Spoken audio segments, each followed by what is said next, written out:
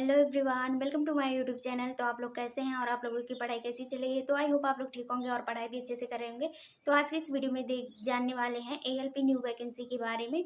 तो देखिए, जैसे कि एएलपी न्यू वैकेंसी 2025 की आ चुकी है और जो 2024 में फॉर्म निकला था उसका CBT 1 हुआ है, CBT 2 नहीं हुआ है। तो इसमें बहुत सारी प्रॉब्लम्स होती हैं। तो अगर आपने NTPC और ग्रुप डी का फॉर्म भर रखा है तो मैं आपसे कहूँगी कि आपको अपने भर तैयारी पे इतना भरोसा होना चाहिए, निकल जाएगा या नहीं निकल पाएगा।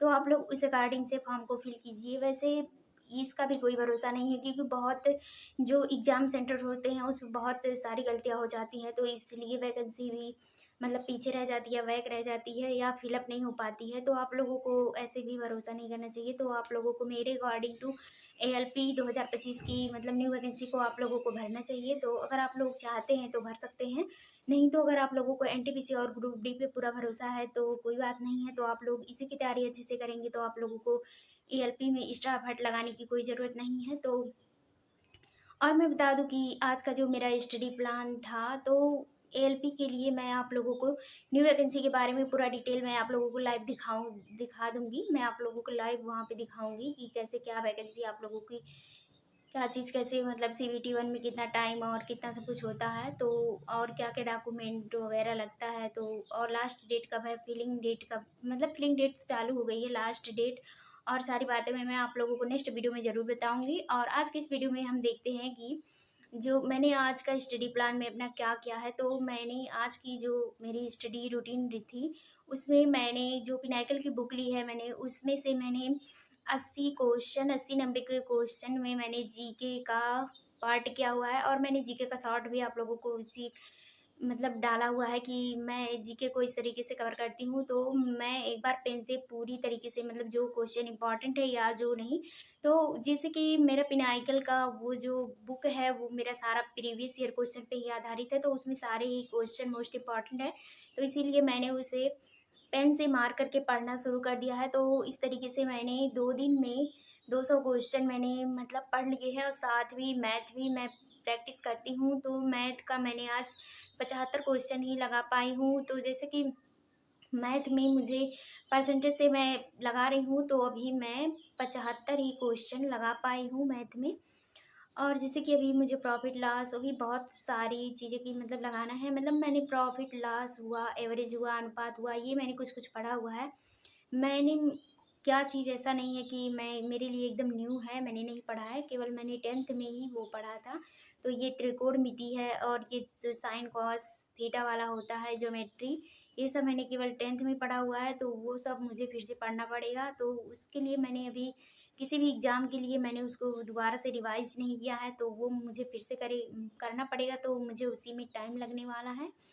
और ये जो मेरा मतलब इधर का एडवांस का जो चैप्टर होता है अर्थमेटिक में, वो मेरा पाइप और टंकी से, कार्य वर्ष के से और अनुपात से, तो ये सारे मेरे मतलब बेसिक जो हैं वो मेरे 1-2 बार पढ़े हुए हैं, तो वो मैं अच्छे से कर लेती हूँ। तो परसेंटेज से ही मैं कर रही थी, तो उसमें टॉपिक वाइज़ दिया है, तो मैं टॉपिक वाइज़ भी कर रही हूँ।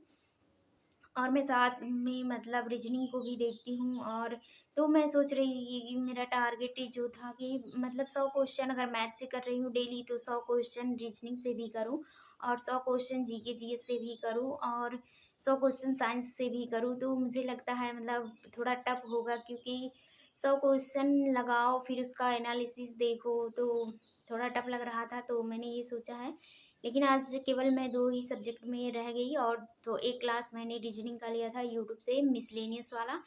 तो मतलब उसमें सब मिक्स था, सभी चैप्टर। और मैंने रीजनिंग में मेरा सारा मतलब चैप्टर अभी कंप्लीट होने नहीं हुआ है, तो मतलब मैंने जल्दी ही हो जाएगा कंप्लीट, क्योंकि अभी मेरे बहुत सारे ऐसे चैप्टर हैं मतलब छूट गए हैं। ये दर्पण प्रतिबिंब में ऐसा कुछ होता नहीं है, बट मैं उसे जल्दी पहचान नहीं पाती हूँ। अगर आप लोग उसे जल्दी पहचान लेते हैं तो कमेंट बॉक्स में मुझे बताइएगा आप लोग कैसे जल्दी पहचान लेते हैं। और ये एक है जल वाटर, तो इसमें दोनों में मैं कंफ्यूज रहती हूँ, तो ये मेरा हमेशा ही गलत हो जाता है। और जो मेरी रीजनिंग में एक प्रॉब्लम होती है, वो सिटिंग अरेंजमेंट में थोड़ा बहुत होता है। और नेक्स्ट जो पार्ट है उसमें होता है नंबर सीरीज में कि कब क्यूब लग रहा है, कब स्क्वायर लग रहा है, और कब मल्टीप्लाई एडिशन हो रहा है, कब सब्ट्रैक्शन एडिशन हो रहा है। तो इसी सब में मतलब थोड़ा मेरा वीक पॉइंट है नंबर मतलब नंबर एनोलॉजी से, तो वहाँ पे, और नहीं तो मेरा यही है स्टडी रूटीन। तो आप क्या स्टडी रूटीन फ़ॉलो करते हैं, आप मुझे बताएँगे? और आप एनटीपीसी और ग्रुप डी का अगर फॉर्म फिल किए हैं तो अच्छे से तैयारी कीजिए, मेरा सजेशन तो यही है आपके लिए। वैसे आपके लिए तो बहुत सारी वैकेंसी अभी आगे भी आने वाली हैं, लेकिन अगर आप लोग जल्दी से जल्दी किसी जॉब में सिलेक्शन हो जाएगा आप लोगों का, तो बहुत ही बेटर है, क्योंकि जो मतलब एक बार टाइम चला जाता है वो दोबारा नहीं आता। तो आप लोग अपने टाइम को कहीं भी मिसयूज़ मत कीजिए और अच्छे से पढ़ाई में ही लगाइए, क्योंकि टाइम बहुत इम्पोर्टेंट होता है, और जो एक बार लाइफ में आप लोगों की टाइम निकल जाता है वो फिर रिटर्न आता नहीं है। फॉर्म तो बहुत सारे आएँगे, बट वो आप लोगों का उस समय टाइम, तो फॉर्म उस समय आप लोगों को वैसा टाइम भी नहीं मिलेगा, और आप लोगों को वैसा एज भी नहीं मिलेगा, और आप लोगों को वैसा मतलब पेशेंस, पढ़ाई करने की क्षमता भी आप लोगों की नहीं मतलब रह जाएगी। जब आप लोगों की ओवर एज हो जाएँगी तो आप लोग खुद से ही पढ़ाई छोड़ देंगे। तो इसीलिए आप लोगों को मैं बताना चाहती हूँ कि अगर आप लोगों को कोई भी फॉर्म फिल किया हो, या ग्रुप डी एनटीपीसी की तो कोई बात नहीं, अगर आप लोग जीडी का भी किए हैं, एएलपी का भी किए हैं, जो अभी हुआ है उसका, एएलपी का फर्स्ट जो हुआ है पेपर, अगर आप उसका भी किए हुए हैं तो अच्छी से तरह तैयारी कीजिए अपनी। और आप लोगों को कोई भी डाउट हो तो मुझे कमेंट बॉक्स में ज़रूर बताइएगा, और मेरी बातों से अगर आप लोगों को मुझ में कुछ कमी आई हो तो मुझे कमेंट बॉक्स में ज़रूर बताइएगा। मिलते हैं नेक्स्ट वीडियो के साथ आप लोगों को, और मैं एएलपी की पूरी फुल डिटेल वीडियो भी आप लोगों को बताऊंगी। तो मिलते हैं नेक्स्ट वीडियो में। Thank you for watching this video. Thank you.